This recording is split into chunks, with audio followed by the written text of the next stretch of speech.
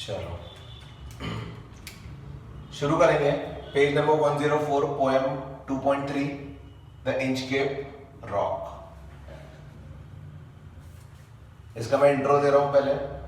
छोटी सी पोएम है ये, ज्यादा नहीं, सिर्फ 17 इसमें स्टैंजाज है। ठीक है, ज्यादा नहीं है, थोड़े से ही है, 17 स्टैंजा। तो सबसे पहली बात, ये जो बड़ी पोएम्स हम पढ़ते हैं इनके साइड में आपको स्टैंजा नंबर लिखना है। ये आपकी बुक है, ऐसी बुक है आपकी। राइट साइड में, राइट साइड के पेज में राइट साइड में लिखेंगे, लेफ्ट साइड के पेज में लेफ्ट साइड में लिखेंगे, एकदम कॉर्नर में। बीच की जगह हमको खाली चाहिए, तो स्टैंजा नंबर लिख दो पहले लाइन से सबके। स्टैंजा नंबर्स लिखेंगे बच्चे बुक में।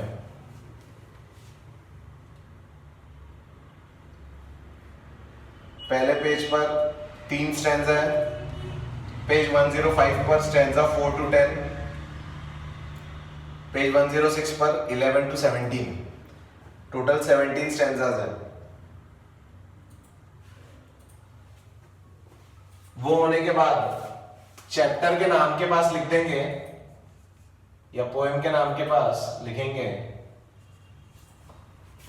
BALLAD, बलाड।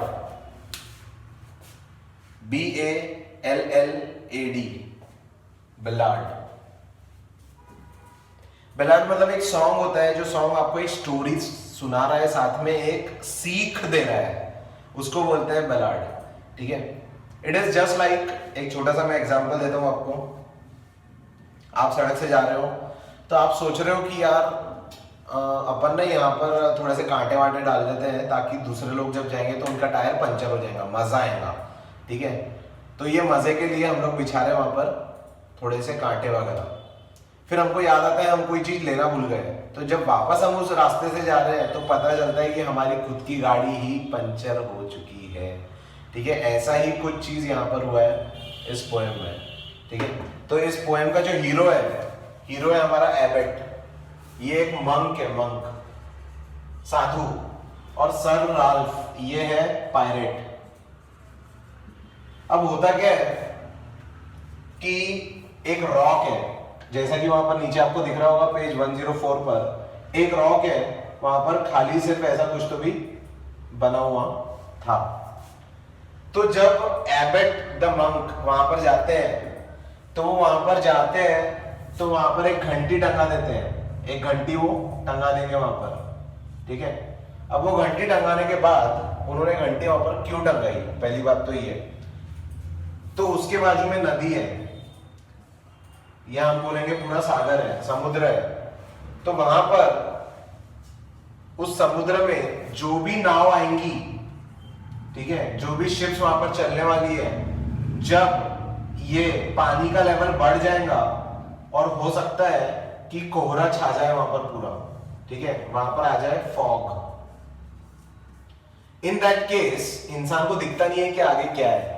तो उस केस में जब ये घंटी, ये जो लहरें हैं, ये बह बह के जाएंगी लहरें और वो घंटी को बजाएंगी। ठीक है, मतलब जाएंगी, उसको टकराएंगी, तो वो घंटी अपने आप बजने लगेंगी। उस घंटी के बजने से इनको सिग्नल मिल जाएगा शिप वालों को कि आगे जाकर एक रॉक है, हमको वहां पर नहीं जाना है।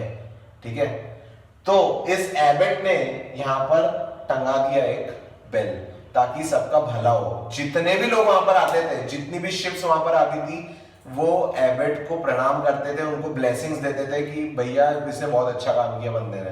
ठीक है, लेकिन अपना सर राल्फ ये था पायरेट। पायरेट वो रहते पायरेट्स ऑफ द कैरिबियन, आपने देखा होगा मूवीज, ठीक है, जॉनी डेप की, तो जिसमें वो जैक स्पैरो बनता है। तो वहां पर पायरेट का काम क्या होता है, जाकर दूसरी शिप्स को लूटना, दूसरी जगहों को लूटना।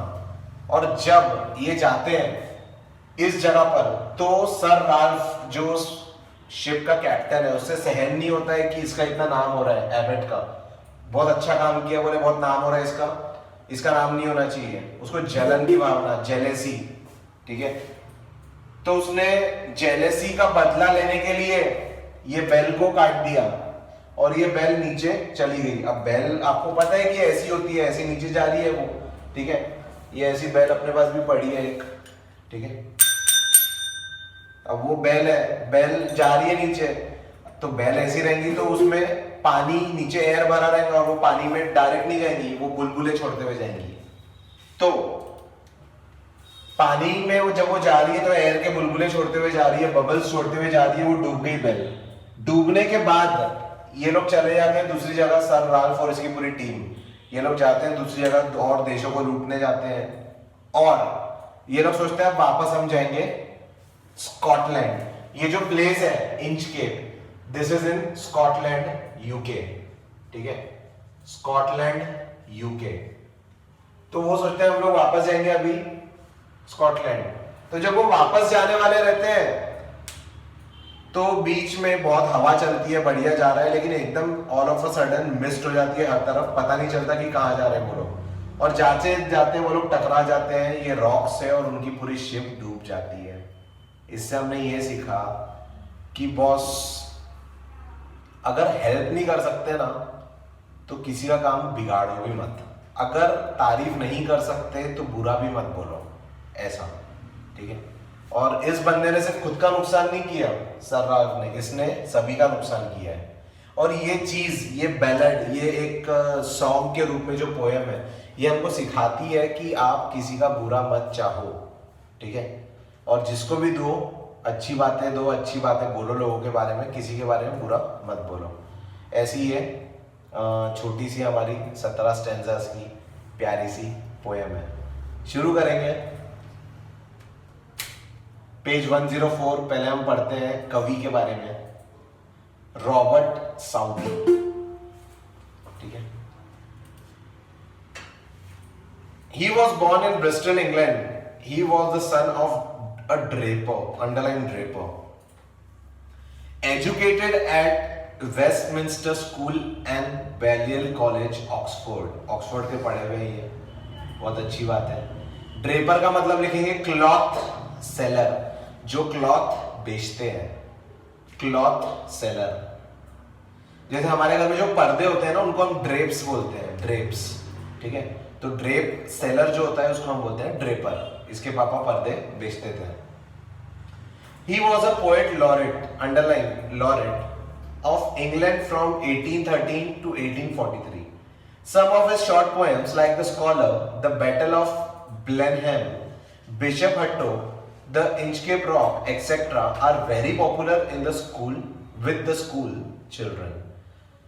तो लॉरेट, लॉरेट का मतलब लिखेंगे ऑनर्ड, रिस्पेक्टेड है ये बंदा बहुत, ठीक है, क्योंकि ये 17 स्टैंजा की छोटी छोटी पोएम्स लिखते हैं। मुझे रॉबर्ट फ्रॉस्ट याद आ गया। रॉबर्ट फ्रॉस्ट की अगर किसी ने पोएम पढ़ा होगा तो पता नहीं, 2-3 पोएम तो बहुत ही छोटी है, 2-2 स्टैंजा की पोएम है। आगे, the Inchcape rock is a ballad, underline ballad.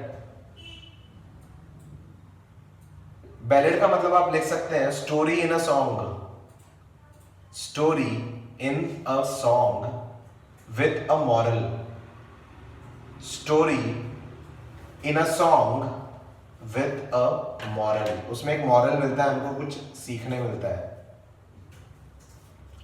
Inchcape Rock is a ballad. It is the story of 14th century attempt by the abbot of Aberbrothock to install a warning bell on Inchcape, a notorious sandstone reef about 11 miles 18 kilometers off the east coast of Angus, Scotland, near Dundee and Fife, occupied by Bell rock light house. तो वहां पर एक light house है। Light house आपको पता होगा, जो रात के समय पर अगर सेलर्स आते हैं तो उनको पता होना चाहिए ना कि यहाँ चट्टान है या कुछ है, तो वहां पर लाइट हाउस बना देते हैं। इस तरह का होता है लाइट हाउस, आपने शायद देखा होगा तो, ठीक है।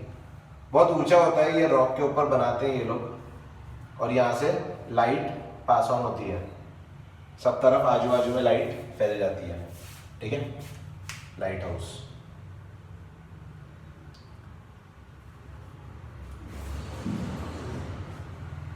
Southey was inspired by the legendary story of a pirate who removed the bell on the Inchcape Rock, placed by abbot of Aberbrothock. ऐसा बोला जाता है, जैसे लोगों का नाम लेकर वो कहाँ से बिलोंग करते हैं ऐसा पूरा बोला जाता है। जैसे मुझे बोलेंगे नमन सर ऑफ नागपुर, ऐसा कुछ, ठीक है।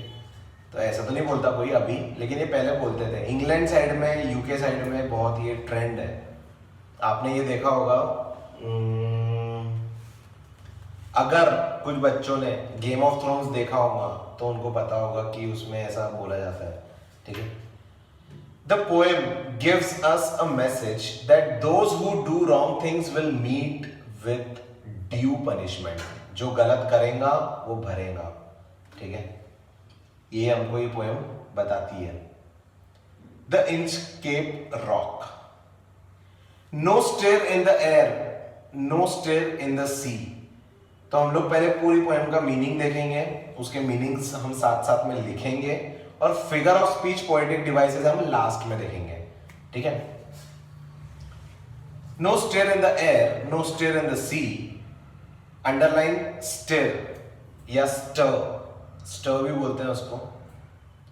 The ship was as still as she could be, her sails from heaven received no motion, her keel was steady in the ocean. Underline sails, underline keel, underline sails, underline keel.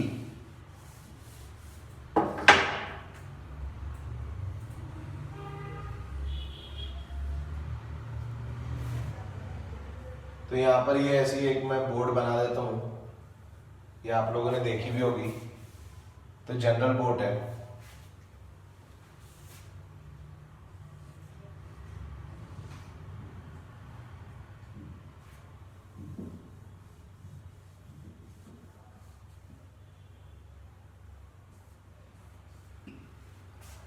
ठीक है।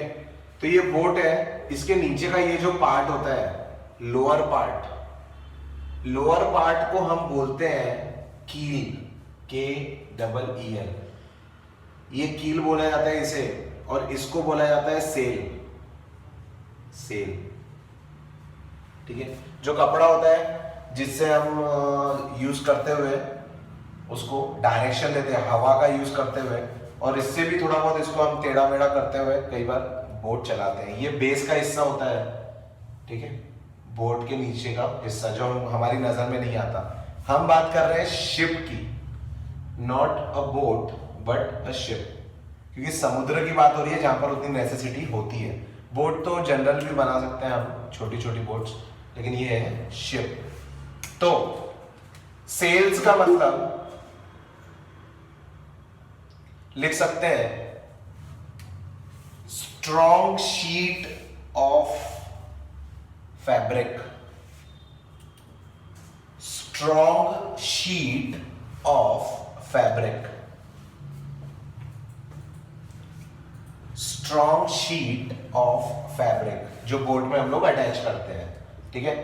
And कील, कील का मतलब आप लिख सकते हो बेस ऑफ अ शिप, और साइड में ऐसी शिप की एक छोटी सी अगर तुमको बनाना है पिक्चर तो साइड में बना लो, ऐसा करके लिख देना नीचे कील, ठीक है। नीचे का पोर्शन होता है शिप का। तो वहां पर हवा नहीं चल रही थी, स्टर, स्टर का मतलब आप लिखेंगे मूवमेंट, मूवमेंट, वहां पर मूवमेंट नहीं हो रही थी, सब कुछ थमा हुआ था, रुका हुआ था, ठीक है। स्टर मतलब मूवमेंट।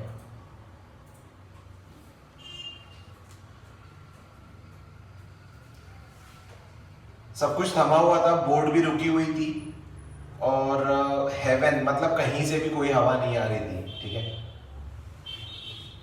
आगे, without either sign or sound of their shock the waves flowed over the Inchcape rock, so little they rose, so little they fell, they did not move the Inchcape bell, ठीक है।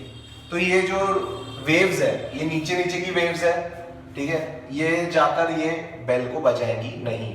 जब तूफान आ रहा है, आंधी आ रही है, जब दिख नहीं रहा, तब ये अपने आप बजने लगेंगी बेल, ऐसा, ठीक है। अभी सब कुछ स्टिल है तो सब कुछ क्लियर है, लेकिन अभी ये बेल नहीं बज रही है, ऐसा, ठीक है। तो शॉक। फर्स्ट लाइन में लास्ट वर्ड है शॉक। शॉक का मीनिंग लिखेंगे सडन ब्लो।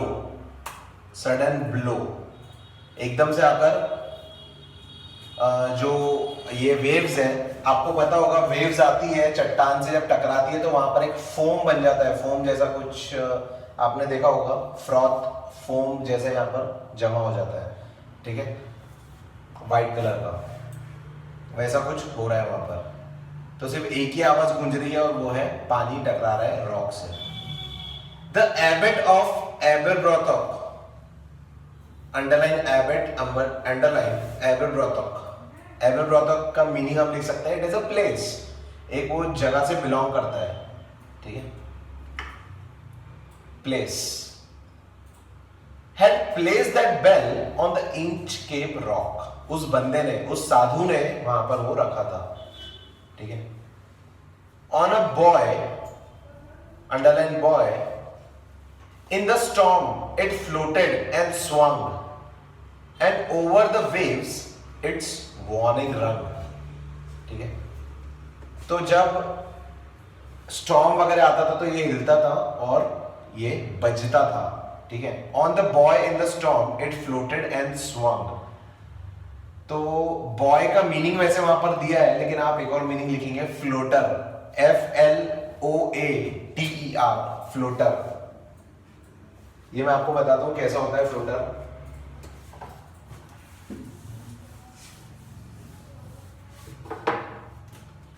अब ये पानी है, पानी के ऊपर एक फ्लोटिंग सी चीज रखी जाती है, वो हो सकता है आपका थर्मोकॉल, थर्मोकॉल से बनी हुई कोई चीज हो सकती है यहाँ पर, और इसके ऊपर एक ऊंची लेवल तक कुछ बना होता है ताकि ये दूर से दिख जाए आपको, लेकिन ये एक ही जगह पर होता है, ये एक ही जगह के आसपास घूमता रहता है। कैसे? ये बह क्यों नहीं जाता? क्योंकि इसमें नीचे चेन से, नीचे जमीन से एक एंकर डला हुआ होता है जो जमीन में एकदम अटैच्ड होता है या फिर फिक्स्ड होता है, ठीक है। उस वजह से वो उसी रीजन में रहता है। ये होता है फ्लोटर, ये होता है बॉय हमारा, ठीक है। बॉय की spelling BUOY, this is our buoy, ठीक है। अब ये जो बॉय है, ये बॉय घूम रहा है, हिल रहा है और ये फ्लोटर पर है, इसलिए ये ऐसा ऐसा ऐसा ऐसा हिलता है। जैसे पेंडुलम आपका ऐसा ऐसा हिलता है, वैसे ये ऐसा टू एंड फ्रो मोशन इसका शुरू है, ठीक है। ये हो गया हमारा बॉय। अब ये जो मूव कर रहा है तो ये आपको वार्निंग साइन दे रहा है कि भैया आगे चल के चट्टान आने वाली है, थोड़ा सा देख के, थोड़ा सा आराम से, ठीक है। तो अगर आप देख लो तो ठीक है, अगर बहुत ज्यादा आंधी रही तो ये भी नहीं दिखेगा और आगे जाकर शिप्स टूट जाती है, तो वो नुकसान नहीं होना चाहिए इसीलिए। और ये बहुत पहले होता है, काफी पहले होता है, ताकि शिप्स जब अपना एंकर डालेंगे और रोकेंगे अपने आप को तो उतनी देर का टाइम उनको मिलना चाहिए। शिप में भी एंकर होता है, ये लोग एंकर फेंकते हैं नीचे और फिर वो एंकर इनको रोकता है क्योंकि वो चट्टानों में अटक जाता है, ऐसा कुछ, ठीक है।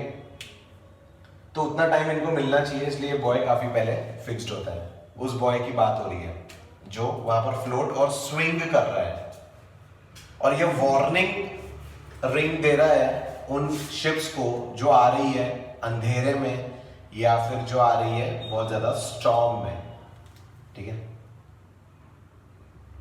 आगे next page, we are on page number 105।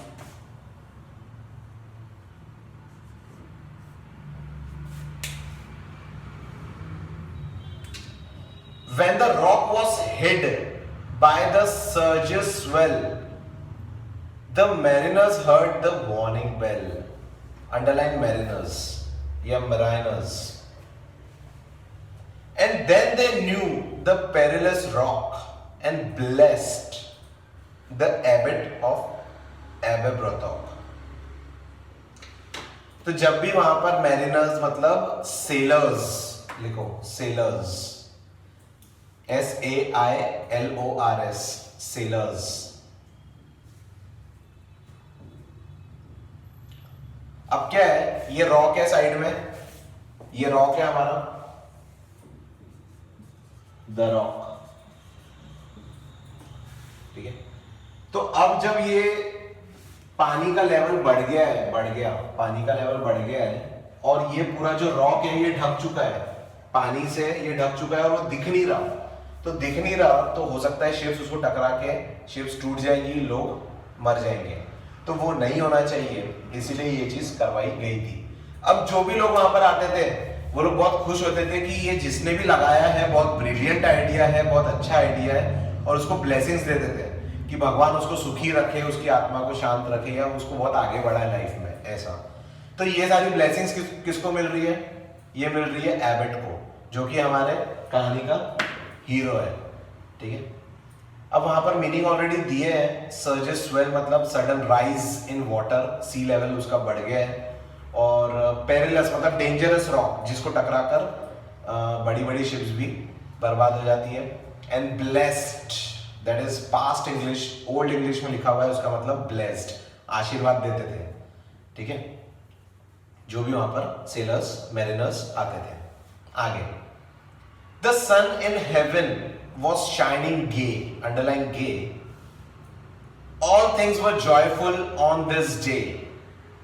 The seabirds screamed as they wheeled round, underline wheeled round. And there was joyance in their sound, underline joyance. Joyance. Gay, gay का मीनिंग लिखेंगे happily.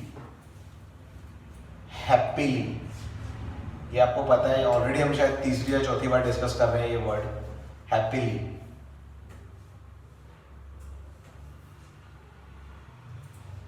Next is wheeled round, इसका मतलब है fly in circle. आपने देखा होगा ये जो भी नदी किनारे जो भी स्वैन्स होते हैं, दूसरे जो पक्षी होते हैं, वो गोल गोल गोल गोल घूमते रहते हैं एक ही जगह के ऊपर, ऐसा wheeled round, fly in circle, fly in circle. And last is joyance. Joyance का मीनिंग अगेन सेम ही होगा, joyous feeling, खुशी वाली फीलिंग, मतलब बहुत अच्छा दिन है, बहुत अच्छा सा ऐसा लग रहा है त्योहार है, साइलेंट है, सनी डे है, मस्त।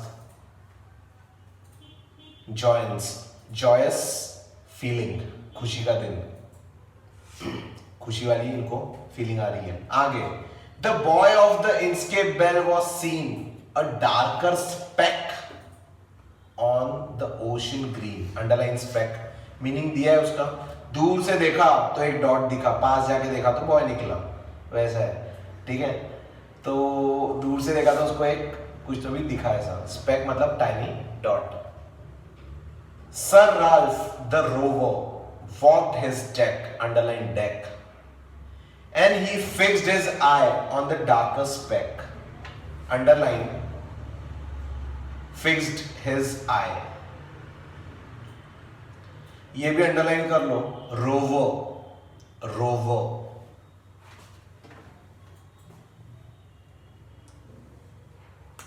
उसका मीनिंग वैसे दिया हुआ है, लेकिन रोवर का एक्चुअल मीनिंग होता है wanderer.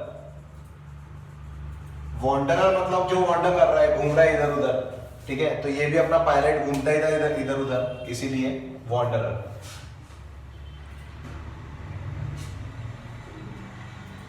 Wanderer.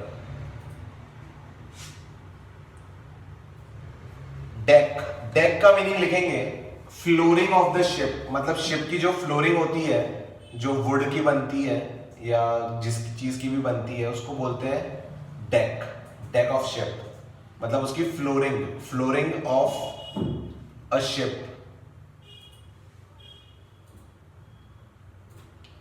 Fixed his eye का मतलब आसान है काफी, वो उसको जो डार्कर स्पॉट दिखा उसको वो लगातार देखने लगा, ठीक है। तो हम इसका मीनिंग लिख सकते हैं लुक्ड फॉर लॉन्ग, बहुत समय तक उसको देखता रहा वो, लुक्ड फॉर लॉन्ग। आगे तो यहां पर एंट्री हो रही है अपने विलन की, जिसको हम बोलते हैं antagonist. He felt the cheering power of spring, underline cheering, underline spring. It made him whistle, it made him sing. His heart was mirthful to excess, underline mirthful to excess. But the rover's mirth was wickedness, underline wickedness. ये खुश तो बहुत था, लेकिन वहां जाते जाते कहीं ना कहीं उसके अंदर एक इविल जन्म ले चुका था, कुछ उसको बुरा कर रहा था। ऑब्वियसली वो पायरेट था, अच्छा बंदा तो था नहीं वो दिल का, तो वो लूटना चाहता था, कुछ ना कुछ गलत वहां पर करने वाला था वो। तो यहां पर हम लिखेंगे चीयरिंग मतलब एनकरेजिंग या मोटिवेटिंग। चीयरिंग मतलब हम लिख सकते हैं मोटिवेटिंग, ये मोटिवेट कर रही है स्प्रिंग। स्प्रिंग का मीनिंग लिखेंगे सीजन, सीजन की बात हो रही है, ना कि वो स्प्रिंग जिसको हम उछालते हैं। स्प्रिंग जो टिचुक टिचुक वाली पेन में होता है, उसकी बात नहीं हो रही। mirthful to excess, mirthful to excess का मीनिंग है extremely happy, extremely happy.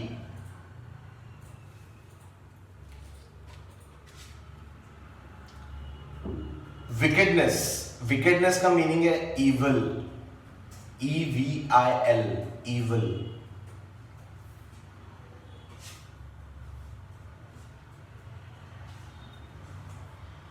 His eye was on the Inkscape float, underline float. Float का मतलब यहां पर है बॉय, BUOY, जो हमने लिखा था boy, float. Quoth he, my men put out the boat and row me या row me to the Inkscape rock and I'll plague, underline plague, the abbot of Aberbrothok। तो उसने बोला ऐसा लोगों को, अपने जो सेलर्स थे उसके साथ में, फेलो सेलर्स, कि चलो उसे, और क्योंकि हम जाकर उसको बर्बाद कर देंगे, जो उसने अपना ये नाम बनाया है एबेट ऑफ एबरब्रॉथॉक ने, उसके नाम को हम बर्बाद करेंगे, खराब करेंगे। इसके अंदर आ गया शैतानी दिमाग, ठीक है। कोथ, कोथ का मतलब हम यहां बोल सकते हैं, जैसे कि वहां पर लिखा है सेड, या आप लिख सकते हैं स्पोक या फिर कोटेड, ऐसा होता है ना इन्वर्टेड कॉमा में, कोटेड, QUOTED, कोटेड। उसने कहा, spoke, quoted. And row me to, row, row का या रो का मीनिंग लिखेंगे sail, SAIL, sail. Row means sail, मुझे वहां लेकर चलो। प्लेग, चलो अपन जाकर कुछ गड़बड़ करेंगे। प्लेग मतलब अंडरलाइन, प्लेग का मीनिंग हम लिखेंगे टॉर्चर या डिस्ट्रॉय, टॉर्चर और डिस्ट्रॉय। खराब करने जा रहे हैं, काम बनाने नहीं जा रहे, काम बिगाड़ने जा रहे हैं, ठीक है। टॉर्चर और डिस्ट्रॉय। आगे, the boat is lowered, the boatman row and the Inkscape rock they go. Sir Ralph bent over from the boat and he cut the bell from the Inkscape float. तो ये गए वहां पर, और वहां पर जाने के बाद उसने निकाली अपनी तलवार, तलवार निकालकर उसने उसको काट दिया, ठीक है, खटाक। तो दैट वॉज फाइनल, क्योंकि वो जल चुका था, वो जेलस ही था, जेलस, वो बहुत ज्यादा फील कर रहा था कि भैया इसका नाम बहुत हो गया है भाई का, इसका नाम कम करना पड़ता है। लोगों की जब खुद की तारीफ नहीं होती तो उनको दूसरों की तारीफ से भी जलन होने लगती है, which is very very wrong, नहीं होना चाहिए, लेकिन होता है, क्या करेंगे, ऐसे है। तो जलो मत, बराबरी करो। वो लोग गए वहां पर, उसने आगे हुआ अपनी बोट से आगे और उसको काट दिया।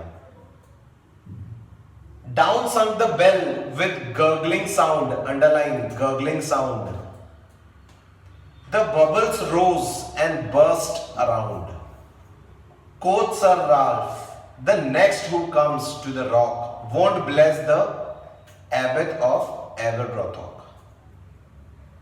तो अब जो अगला यहां पर आएगा वो उसको आशीर्वाद नहीं देगा, वो उसको ब्लेसिंग नहीं देगा, वो उसको अच्छा कुछ नहीं बोलेगा, ठीक है। और वो बेल नीचे गई तो बबलिंग साउंड के साथ वो गई। गर्गलिंग मतलब लिखेंगे bubbling, BUBBLING, bubbling, bubbling sound के साथ वो बेल चली गई।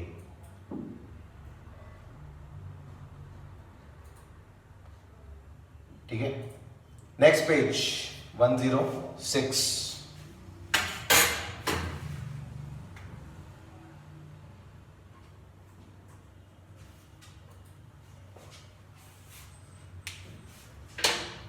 Page 106.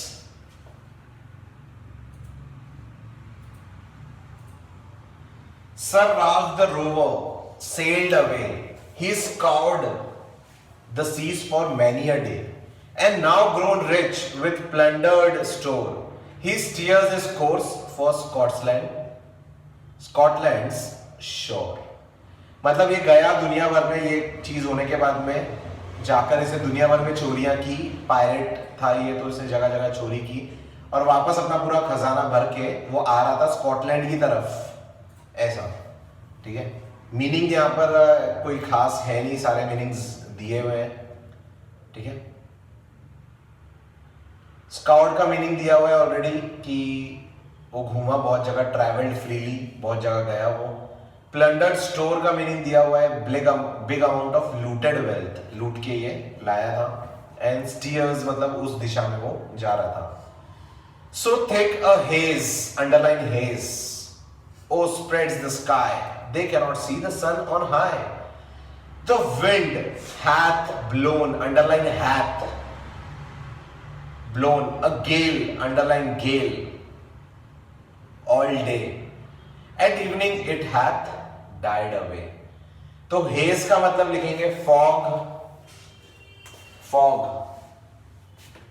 F-O-G, fog. hath, hath का मीनिंग है has, H-A-S, has. ये ओल्ड इंग्लिश में बोल रहा है hath. एंड गेल, गेल का मतलब है very strong wind, very strong wind.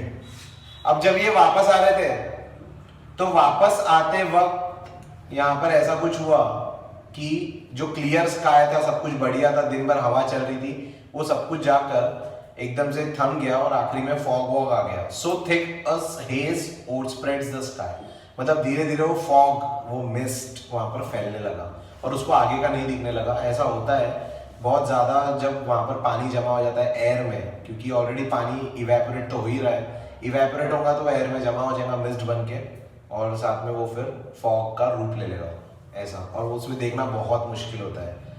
ठीक है, तो ना उनको सन दिख रहा था, ना स्काई दिख रहा था, ना कुछ दिख रहा था.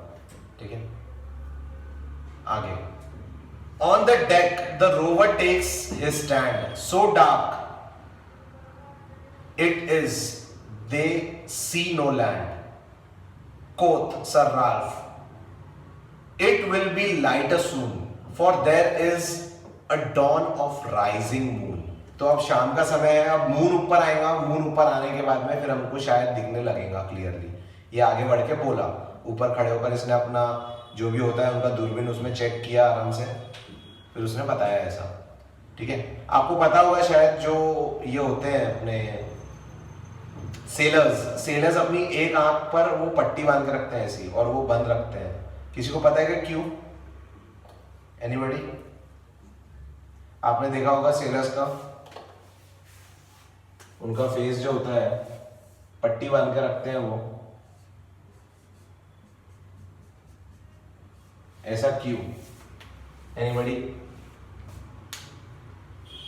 दिन में तो उनको एक आंख से दिखता है पूरा, लेकिन रात के समय पर जब एकदम से अंधेरा हो जाए तब दिखना चाहिए, और आपको पता है एकदम से लाइट को देखकर एकदम से हम अंधेरे में क्लियरली देख नहीं पाते, तो वो एक आंख को रात के लिए रखते हैं, दूसरी आंख को दिन के लिए रखते हैं.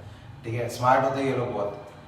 तो वैसा इनका सिस्टम होता है, रात के लिए वो लोग रखते हैं वो बैंड, उसको फिर इधर स्विच कर दिया तो वो अंधेरे में भी देख सकते हैं क्लियरली. Smart people. ठीक है, चलो. डॉन, यहां पर डॉन वर्ड यूज हुआ है लास्ट लाइन में इन स्टैंजा नंबर 13. स्टैंजा नंबर लिखे ही होंगे बच्चों ने. स्टैंजा नंबर 13 में डॉन का मतलब है अपीयरेंस. अपीयरेंस हम बोल सकते हैं, appearance. Canst hear, said one, the breakers roar, underline, Canst underline the breakers roar. Canst the breakers roar. For methinks, underline methinks का मतलब दिया हुआ है I think. We should be near the shore. Now where we are I cannot tell, but I wish I could hear the Inchcape bell. क्या बोल रहा है वो? ठीक है. Can you hear? Canst का मतलब है can you. Can you? Canst का मतलब can you hear? Said one. The breakers roar. Underline. Breakers roar. Underline. Breakers roar. Breakers roar का मीनिंग लिखेंगे sound of heavy sea waves. ये जो waves है ना जो हमने बनाई यहां पर, इनका sound of heavy sea waves. तो वेव्स जब हैवी कब सुनाई देगी? जब वो चट्टान से जाकर टकराएंगी. ठीक है, तो वहां पर जाकर उसने बोला कि can you here the heavy waves, क्योंकि मुझे ऐसा लगता है कि शोर पास में है. फॉर मी थिंग्स मतलब आई थिंक, वहां पर मीनिंग ऑलरेडी गिवन है. तो उसने बोला पता नहीं मुझे, मैं ठीक से बता नहीं पा रहा हूं. दूसरे किसी ने बोला शायद कि no where we are, now where we are I cannot tell. अभी मैं बता नहीं सकता हूं कि हम कहां हैं, क्योंकि काश वो बेल बज रही होती. अगर बेल बज रही होती तो हमको पता चल जाता कि अब शोर पास में है, लेकिन बेल तो नहीं बज रही है. आगे they hear no sound the swell is strong. Underline swell. वहां पर ऑलरेडी इतनी बड़ी बड़ी लहरें आ रही थी कि पता नहीं चल रहा था कि कौन सी लहर चट्टान वाली है, कौन सी लहर नॉर्मल लहर है. ठीक है, तो स्वेल का मतलब अंडरलाइन करेंगे. स्वेल उसका मतलब लिखेंगे टाइड. टाइड मतलब लहर. यहां पर वो टाइड नहीं है, टाइड से लेकर वाइट तक. ठीक है, लिखेंगे tide. Swell means tide. Though the wind hath fallen the drift along till the vessel strikes. Underline vessel, underline strikes with a shivering shock. Underline shock. Oh Christ, it is the Inchcape rock. पहुंच गए ये लोग वहां पर, और इनकी जो vessel है, वेसल मतलब शिप, वो जाकर जोर से टकरा गई. और बोला उसने ओ क्राइस्ट, भगवान को याद किया, या खुदा या अल्लाह, अब हम जाकर बिड़ चुके हैं. ठीक है, हे भगवान. तो वेसल मतलब शिप, स्ट्राइक्स का मतलब तो आपको पता ही है, जाकर भिड़ गया वो. वेसल मतलब शिप. और शॉक का मतलब लिखेंगे हिट्स विथ फोर्स. वो जाकर हिट कर रही है, बोट जाकर चट्टान को, रॉक को हिट कर रही है. Hits with force. Hits with force. आगे sir Ralph the rover tore his hair. वो जो बंदा था, जो उसका सेलर था, वो अपने बाल खींचने लगा. ठीक है, उसको बुरा लगा कि मैंने क्यों किया वैसा, मैंने जेलसी में आकर किया, लेकिन मैंने खुद के पैर पर ही कुल्हाड़ी मार दी ऐसा. Sir Ralph the rover tore his hair. He cursed himself in his despair. Underline despair. उसने अपने आप को कर्स किया. Cursed मतलब कर्स, अपने आप को गाली दे रहा था वो. The waves rush in every side. Underline waves rush in every side. इसका मीनिंग हम फिलहाल नहीं लिखेंगे. मतलब इसका ये है कि शिप उनकी टूट गई और हर जगह से पानी आ रहा है. The ship is sinking beneath the tide. और उस लहर में हमारी शिप डूब रही है. बीनीथ मतलब अंडर.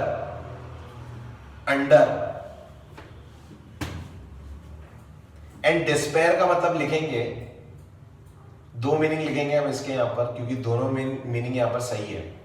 फर्स्ट मीनिंग लिखेंगे पेन. उस दर्द में उसने अपने आप को गाली दी. दर्द, पेन, PAIN. एंड दूसरा मीनिंग लिखेंगे होपलेसनेस. क्योंकि डिस्पेयर का मीनिंग होता है होपलेसनेस, वो पूरी तरह से होपलेस हो चुके थे। आगे,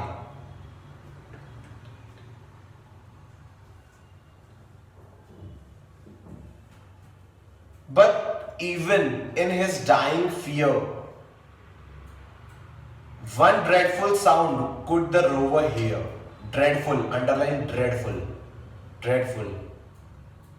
A sound as if with the Inchcape bell, the devil, underline devil, below was ringing his knell.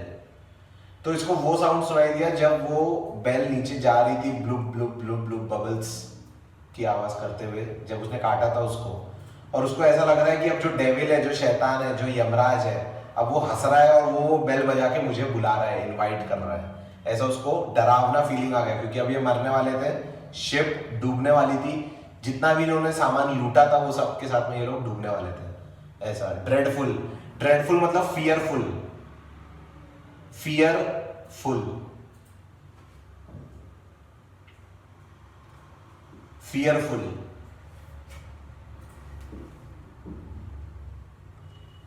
And devil, devil का मतलब लिखेंगे, आप हिंदी में भी लिख सकते हो यमराज, यमराज आप लिख सकते हो, साथ में आप लिख सकते हो सेटन, सेटन आप लिख सकते हो, ये इंग्लिश है।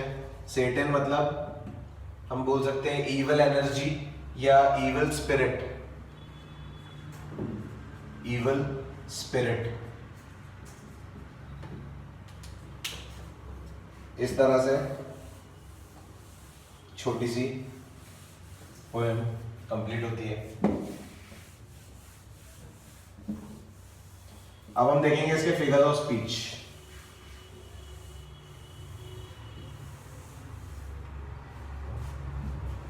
Satan, evil spirit.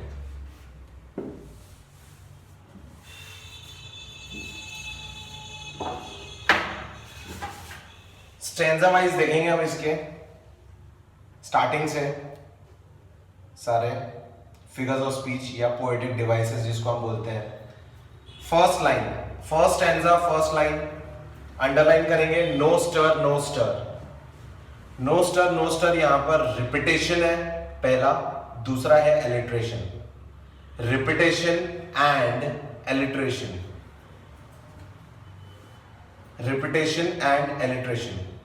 उसके बाद है सेकेंड लाइन, सेकेंड लाइन में भी एलिट्रेशन है, थर्ड लाइन में भी एलिट्रेशन कचरा है, अब मैं एलिट्रेशन बताऊंगा नहीं, ठीक है। सेकेंड लाइन में भी देखो ship, still, she, bar S, S S का साउंड रिपीट हो रहा है उसमें। थर्ड लाइन में again her and heaven, her and heaven जो है वो रिपीट हो रहा है, एच का साउंड, ठीक है। तो अलिट्रेशन हर जगह है, उसको हम डिस्कस नहीं करेंगे, मैक्सिमम जगह हम ये बोल सकते हैं। तो पहला हमने डिस्कस किया रिपीटेशन। सेकेंड लाइन में, सेकेंड लाइन में अंडरलाइन करेंगे, second, third and fourth line में, सेकेंड में शी, थर्ड में हर एंड फोर्थ में हर, शी हर हर, मतलब यहां जो शिप है उसको पर्सोनिफाई किया गया है, लिखेंगे पर्सोनिफिकेशन, पर्सोनिफिकेशन, पर्सन की क्वालिटीज दी जा रही है उसे। एंड थर्ड लाइन में, फर्स्ट स्टैंजा चल रहा है अभी हमारा, फर्स्ट स्टैंजा की थर्ड लाइन में है हर sails from heaven received no motion, वहां लिखेंगे इन्वर्जन। इन्वर्जन पहले भी बताया है, इसका मीनिंग होता है ग्रामेटिकली रॉन्ग,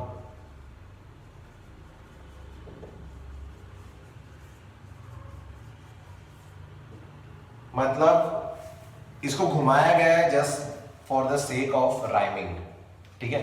तो इन्वर्जन यहां पर सही सेंटेंस क्या होना चाहिए था, सही सेंटेंस इजी है यहां पर, हर sails received no motion from heaven, ऐसा होना चाहिए था, हर sails received no motion from heaven, लेकिन ऐसा है क्या, नहीं, इसीलिए यहां पर है इन्वर्जन, ठीक है।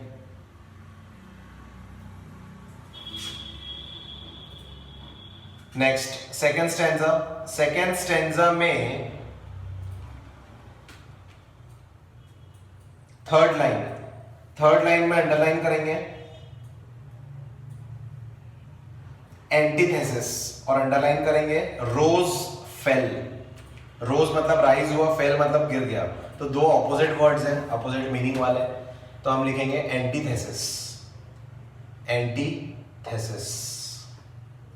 और वहां पर सो लिटिल रिपीट हो रहा है, तो वहां पर हम बोल सकते हैं रिपीटेशन। दो है यहां पर थर्ड लाइन में, एक्चुअली तीन है, तीसरा बताता हूं मैं।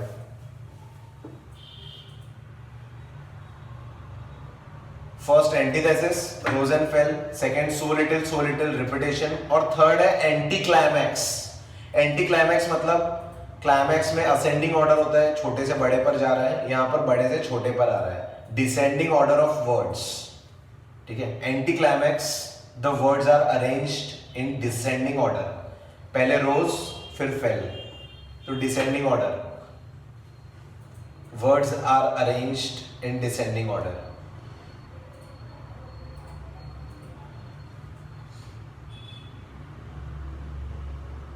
आगे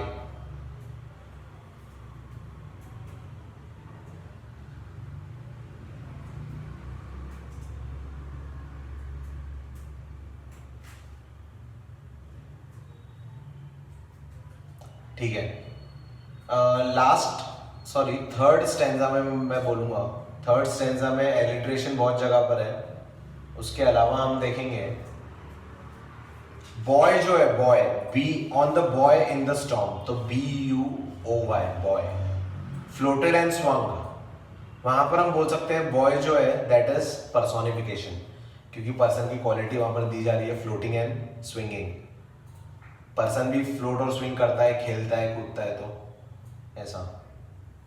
एंड थर्ड लाइन में, उसी लाइन में हम लिखेंगे इन्वर्जन, नीचे जगह होंगी तो वहां लिखना इन्वर्जन, ठीक है, इन्वर्जन।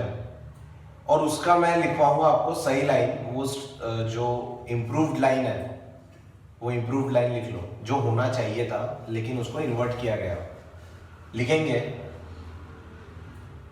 वहां पर लिखा हुआ है on a boy in the storm it floated and swung, हम लिखेंगे it floated and swung on a boy in the storm. तो आपको कैसे करना है, ये लिखना कैसे है मैं बताता हूं, देखो पूरा नहीं लिखना है, पहले ध्यान दो, ध्यान दो। ऑन अ बॉय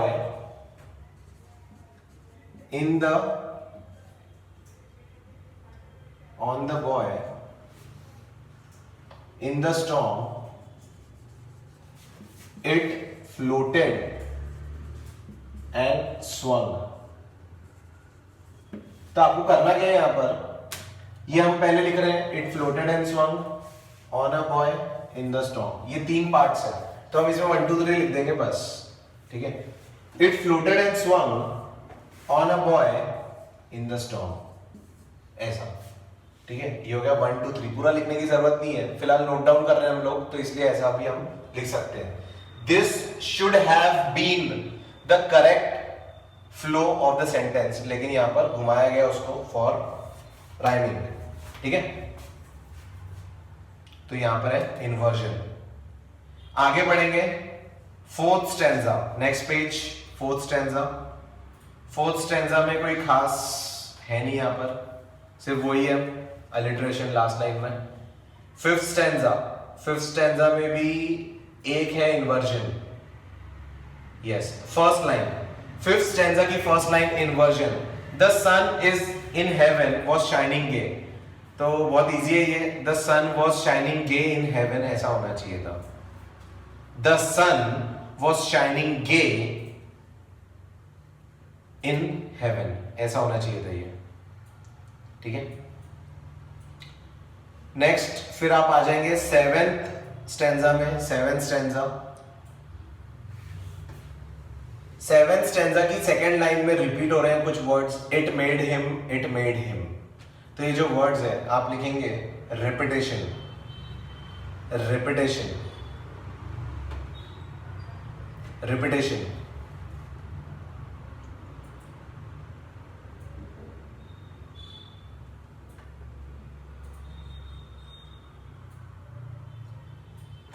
नेक्स्ट हम आएंगे फिर स्टैंजा नंबर 9। स्टैंजा नंबर 9 में है first line climax, words are in ascending order, climax. और अलिट्रेशन तो वहां पर लगभग first, third and fourth line में है अलिट्रेशन थ्रू आउट। क्लाइमैक्स आपने लिख लिया। सेकेंड लाइन में लिखेंगे अगेन इन्वर्जन। सेकेंड लाइन में लिखेंगे इन्वर्जन, इन्वर्जन।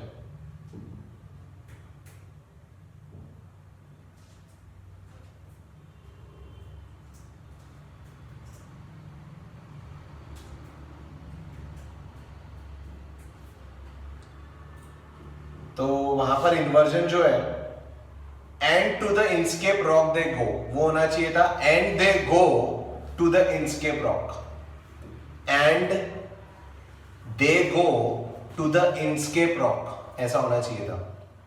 ठीक है, एक हमारा छूट गया है फिफ्थ स्टैंजा में। फिफ्थ स्टैंजा में लिख दो, तो काफी सारी जगह है, यहां पर हम फिफ्थ में भी लिख रहे हैं। फिफ्थ में लिखेंगे इमेजरी, क्योंकि इमेजिन हो रहा है वहां पर कि दिन इतना अच्छा था, सब लोग खुश थे, जो भी पंछी है वो गोल गोल गोल गोल घूम रहे हैं। तो ये सब चीजें जो है ये इंसान इमेजिन करता है, तो यहां पर है इमेजरी। आई होप आपको स्पेलिंग पता होगी, इमेजरी। आगे, now we are on stanza 10। Stanza 10, stanza 10 में gurgling sound,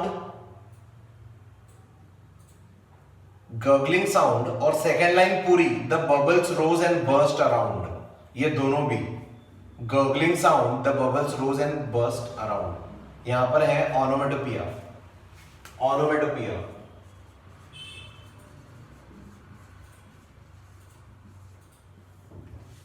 onomatopoeia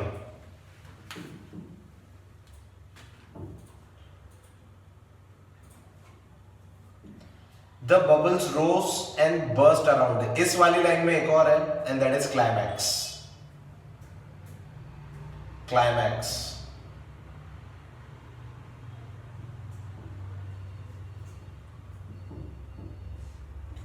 next page, stanza number 13, 1313, stanza number 13। 13 stanza में फर्स्ट लाइन लिखेंगे inversion, inversion, first line inversion. On the deck the rover takes his stand, और ये होना चाहिए था, बहुत simple है ये, the rover takes his stand on the deck, ऐसा ही होना चाहिए था, लेकिन उसको घुमा के लिखा गया है, the rover takes his stand on the deck. और उसकी लास्ट लाइन, लास्ट लाइन में लिखेंगे पैराडॉक्स, पैराडॉक्स, ये मैंने पहले भी लिखवाया था। पैराडॉक्स का मीनिंग होता है एब्सर्ड बट ट्रू, अजीब है लेकिन ट्रू है। क्यों? क्योंकि वहां पर जो डॉन है, डॉन, डॉन का मीनिंग होता है फर्स्ट लाइट ऑफ डे, सुबह की पहली किरण, लेकिन यहां पर डॉन वर्ड को यूज किया गया है मून के साथ। ठीक है, डॉन और मून साथ में आ नहीं सकते, लेकिन आ गए, अजीब है लेकिन ट्रू है। ठीक है, तो यहां पर होगा पैराडॉक्स, पैराडॉक्स। नेक्स्ट स्टैंजा में है द ब्रीकर्स रोर, आवाज, आवाज को साउंड दिया गया है रोर।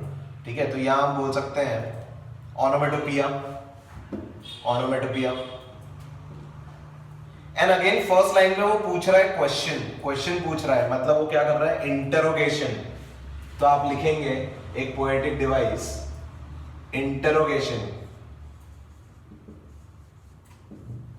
इंटरोगेशन।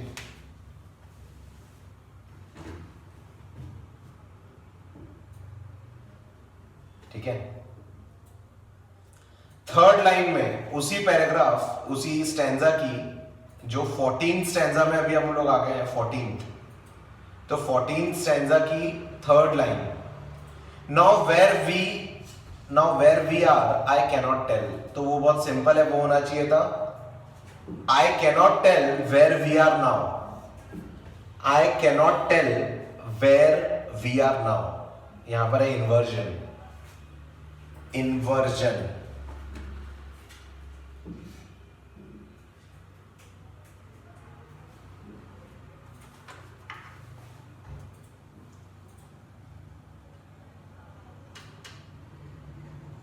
इन्वर्जन, ठीक है। नेक्स्ट,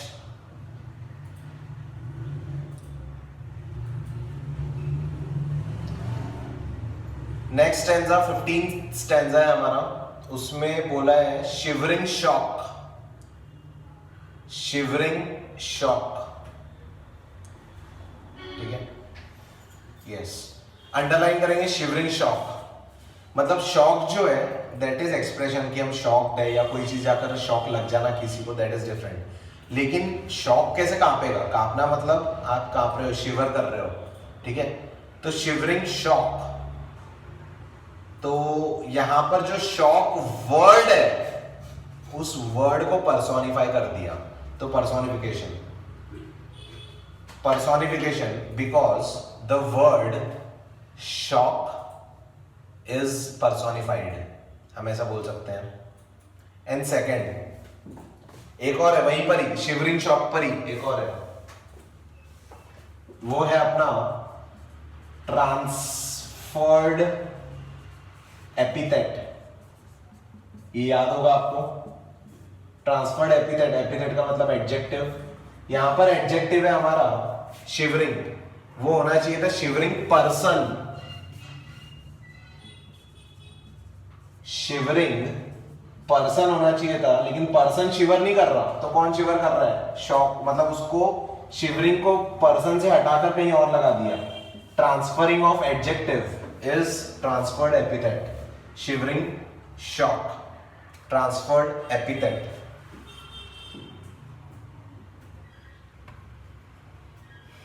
लास्ट लाइन, उसी स्टैंजा 15 की लास्ट लाइन, तो पहला तो आप लिखेंगे एक्सक्लेमेशन, क्योंकि वहां पर ये साइन यूज हुआ है एक्सक्लेमेशन का, तो आप लिखेंगे एक्सक्लेमेशन, एक्सक्लेमेशन खुद एक फिगर ऑफ स्पीच है। और एक और है वहां पर, और ये जो मैं सेकंड वाला लिखवा रहा हूं वो लास्ट लाइन के लिए, ये इंपॉर्टेंट है, ठीक है, ये आप शायद फर्स्ट टाइम सुन रहे होंगे।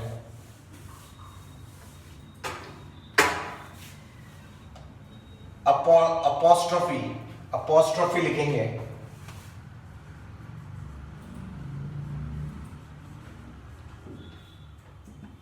अपोस्ट्रोफी, अपोस्ट्रोफी यहां पर उस चीज को, उस किसी भी चीज को रेफर कर रहे हैं जो वहां पर प्रेजेंट नहीं है, ठीक है। तो यहां पर किसको वो याद कर रहा है, भगवान को, क्राइस्ट को याद कर रहा है, तो वो वहां पर प्रेजेंट है क्या, नहीं, तो यहां पर हम मीनिंग लिखेंगे रेफरिंग एब्सेंट पर्सन, पर्सन लिख सकते हैं हम लोग यहां पर,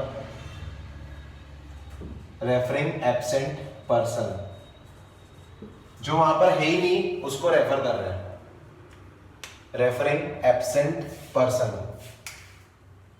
ये हो गया आपका apostrophe. Next stanza, stanza number 16 की 3rd लाइन, हर तरफ से आ रही है वेव्स, ठीक है, waves rush in every side, तो यहां पर वेव्स को ह्यूमन क्वालिटी दी गई है, इसीलिए personification. 3rd line stanza number 16, 3rd line personification.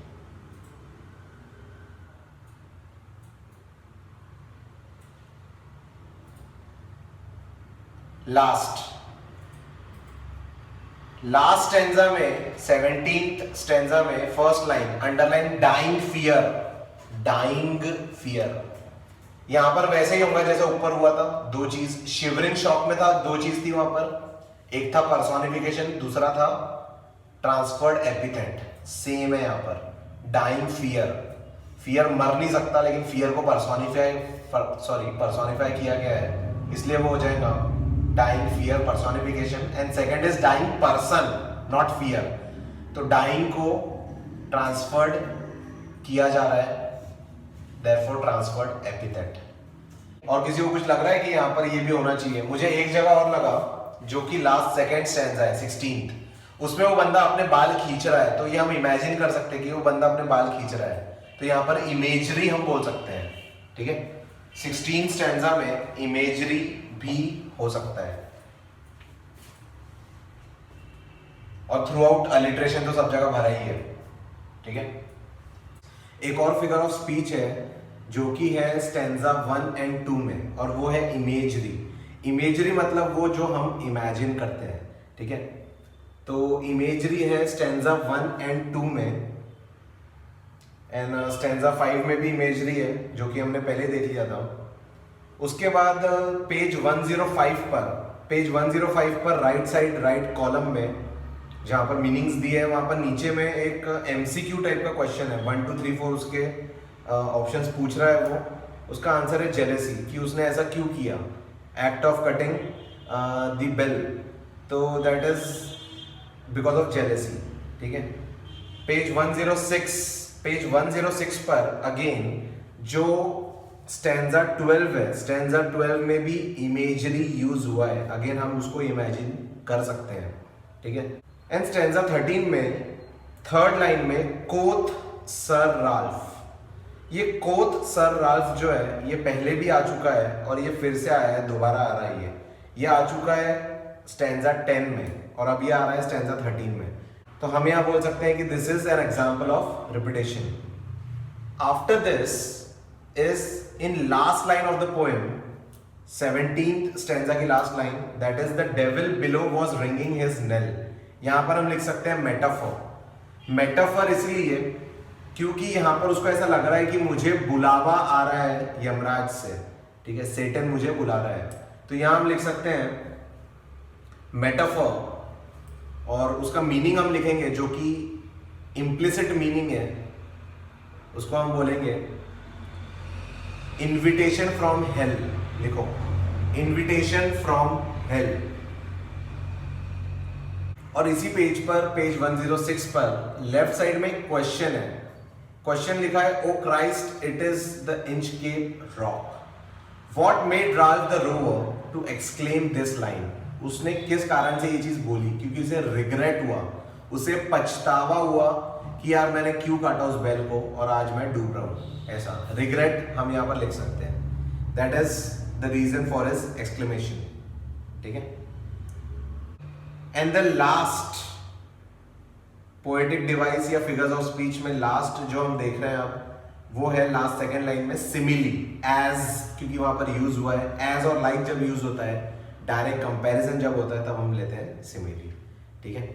इसी के साथ हम आज का क्लास यहाँ पर एंड करते हैं, मिलेंगे नेक्स्ट क्लास में, bye, see you in next class.